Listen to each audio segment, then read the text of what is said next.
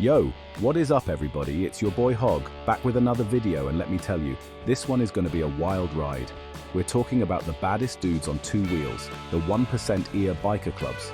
These guys are shrouded in mystery, whispered about in hushed tones. But today, we're turning the volume up to 11 and cutting through the BS. There's a whole lot of myths and misconceptions floating around about these guys, stories spun by Hollywood and the media. But guess what? We're not buying it. We're diving deep, separating fact from fiction, and exposing the truth about the 1%er life. So buckle up, because we're about to take you on a journey into the heart of biker culture, debunking 10 of the biggest myths about these modern-day outlaws. We're talking brotherhood, loyalty, and a whole lot of steel. Get ready to have your minds blown, because we're about to drop some serious knowledge on you. You might think you know about the 1% ERs, but trust me, you have no idea. Let's do this.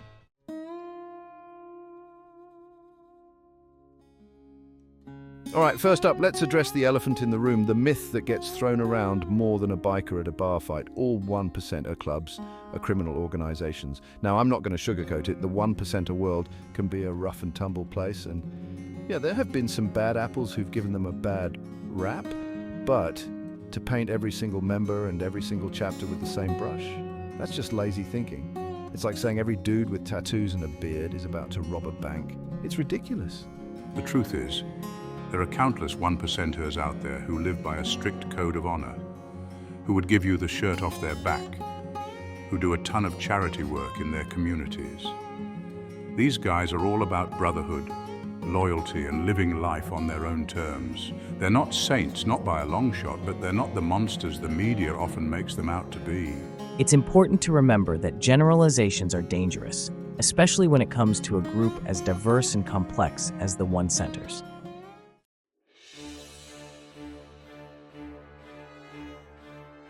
Now, it's true that some clubs have been linked to criminal activities, and we're not going to shy away from that, but here's the thing. Those activities are often about protecting their own interests, their turf, their way of life. Think about it like this. They're like a family, a very tight-knit, very protective family, and just like any family, they have their own internal rules and codes of conduct. Do they always play by society's rules? Nope. But they play by their own. And that counts for something. Plus, let's not forget that law enforcement agencies have a vested interest in portraying 1% ER clubs in a certain light. It's easier to justify investigations, raids, and crackdowns if you can paint them as a monolithic criminal organization. So the next time you hear someone making sweeping generalizations about 1%er clubs, remember that there's always more to the story. Don't buy into the hype. Think for yourself.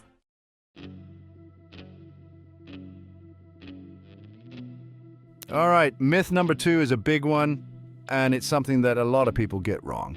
People think you gotta rob a bank, steal a motorcycle, or worse to even be considered. You hear it all the time. To join a 1%er club, you gotta earn your patch, gotta do some dirt. Let me tell you right now, that's a one-way ticket to getting your ass kicked. Joining a 1% ER club isn't about proving how big of a criminal you are. It's about loyalty, respect, and brotherhood. These guys are looking for brothers, not criminals. The reality is, earning your patch is a long and grueling process that takes years, sometimes even decades. It's about proving your loyalty, your dedication, and your willingness to sacrifice for the club. It's about being there for your brothers, through thick and thin, no matter what.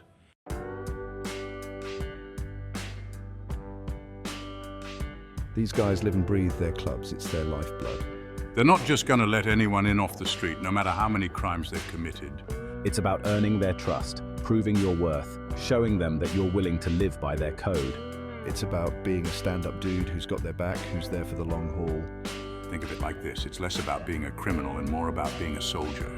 They're looking for someone who's willing to fight for their brothers, who's willing to put the club above all else. So yeah, the initiation process can be intense, but it's not about committing crimes. It's about proving your mettle, your character, your dedication to the brotherhood. It's about earning the right to wear that patch, to call those guys your brothers. And trust me, that's not something that comes easy. It takes time, it takes sacrifice, and it takes a whole lot of heart. You gotta live it, breathe it, believe it.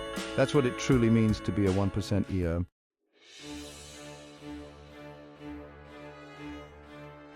All right, myth number 3. All 1%er clubs are full of hardcore criminals. This one gets thrown around a lot, probably because of how these clubs are portrayed in movies and TV shows. But let's be real. Generalizing an entire group of people based on a patch they wear or a few bad apples.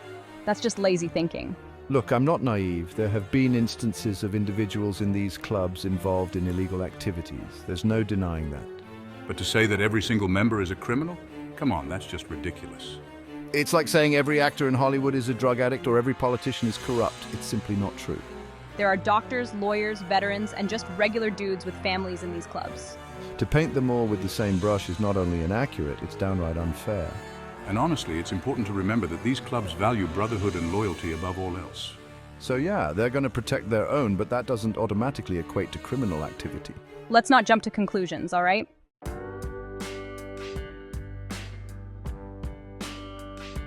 We got to be careful about swallowing everything the media feeds us. Sensationalism sells, right? A story about a biker gang bust is going to grab more eyeballs than a story about a motorcycle club doing a charity ride. And you know me, I'm all about calling out BS when I see it, and this whole all 1% ears are criminals narrative, total BS. It's a lazy stereotype that ignores the diversity within these clubs and the positive contributions many members make to their communities. I mean, I've met 1% ears who volunteer at homeless shelters, who organize toy drives for kids, who are just trying to live their lives and ride their bikes. These are real people with families, with jobs, with passions.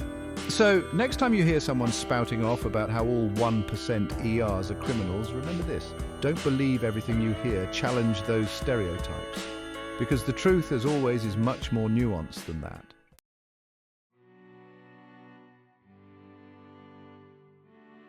Myth number 5, all 1%er clubs are havens for white supremacists. This one really gets under my skin, man. It's a dangerous and completely inaccurate generalization. Look, just like any large group, you're going to find individuals with different beliefs and backgrounds in the biker world. To say that every single 1%er club subscribes to a white supremacist ideology is not only ignorant, but incredibly harmful. There are clubs out there with members from all walks of life, different races, religions, and backgrounds. To paint them all with the same brush is not only lazy, it perpetuates harmful stereotypes and fosters division. And honestly, it undermines the real issue of racism and discrimination that exists in society. Let's not conflate the actions of a few with an entire community.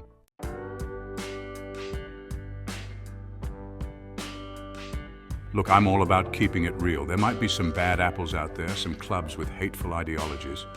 But to say that's representative of the entire 1%er community, come on, that's just not the case. We got to judge people individually, not based on stereotypes or assumptions. It's like saying all skateboarders are vandalizing punks or all politicians are corrupt. It's just not true.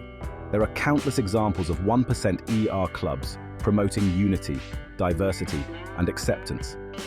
They're involved in charity work, community events, and stand up against injustice. So let's not perpetuate harmful stereotypes. Let's celebrate the diversity within the biker community and focus on the positive contributions they make. Because at the end of the day, judging an entire group based on the actions of a few is not only unfair, it's just plain wrong.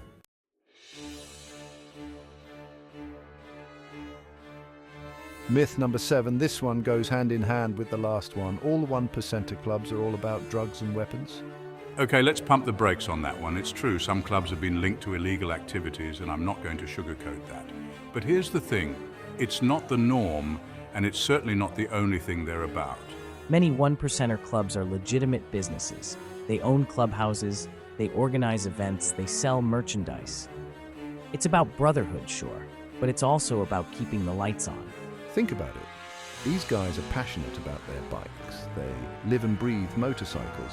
It takes a lot of dedication, a lot of skill to keep these machines running. It's an art form, a craft.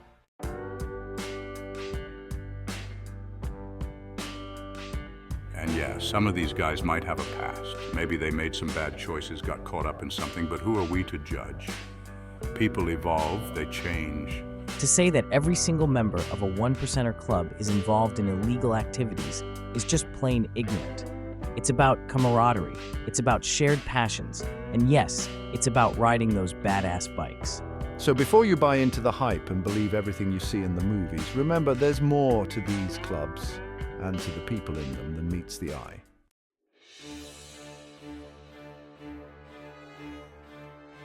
All right, myth number 8, and this one's a doozy. You can just walk into a 1%er clubhouse and ask to join. Yeah, good luck with that. Seriously, that's about as likely as me winning an Oscar for this video. These clubs aren't your average weekend riding group. They're not signing people up at the local bike show. Becoming a patched member is a long, intense process. It's about earning respect, proving your loyalty, and living the life. And there you have it. The illusion of easy entry is just that, an illusion.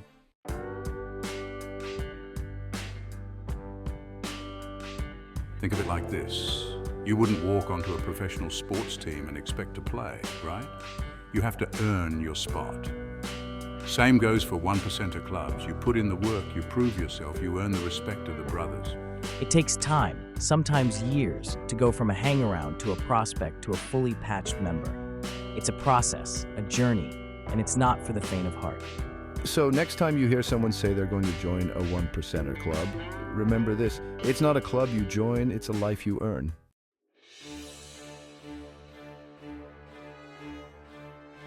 All right, myth number 9. This is one that gets thrown around a lot, especially in movies and TV shows.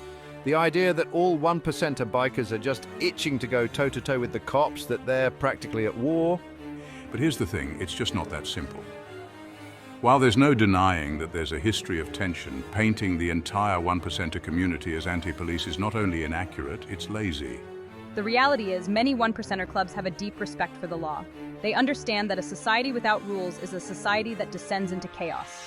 In fact, there are countless examples of 1%er clubs working with law enforcement.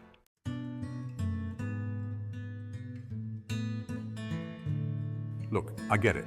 The image of the rebellious biker, the outlaw riding off into the sunset, it's a powerful one. It's romantic, it's rebellious, it's kind of cool. But we got to be careful not to let that romanticized image cloud our judgment. These are real people, with families, with values, with a complex relationship with the world around them. Just like any other large group, you're going to find good apples and bad apples.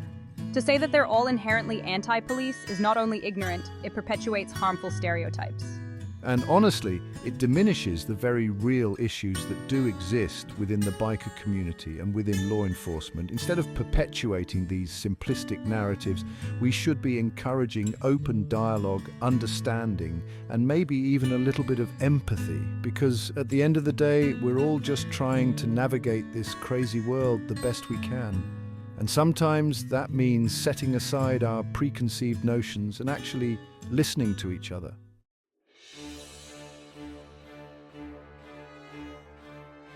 All right, final myth we're tackling today. The idea that 1%er motorcycle clubs are stuck in a time warp, clinging to some outdated image of what it means to be a biker. The truth is, 1%er clubs are constantly evolving.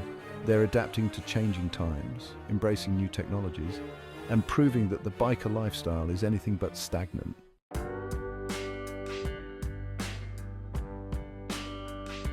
And it's not just the bikes that are evolving, the clubs themselves are finding new ways to thrive in the 21st century. They're using social media to connect with members, organize events, and even dispel some of the myths we've been talking about. They're starting businesses, getting involved in their communities, and proving that the brotherhood they value extends beyond the open road. Yeah, they might wear leather vests and ride motorcycles, but these guys aren't one-dimensional caricatures. They're fathers, they're veterans, they're entrepreneurs, they're members of their communities. And they're finding new ways to express that brotherhood, whether it's through online forums, charity rides, or simply supporting each other's endeavors. To say they're stuck in the past is to ignore the ways in which they're constantly evolving, adapting, and proving that the spirit of the open road is timeless. So next time you see a group of bikers riding down the highway, remember that there's more to them than meets the eye. They might be carrying on traditions, but they're also forging their own path, embracing the future and proving that the open road is big enough for everyone.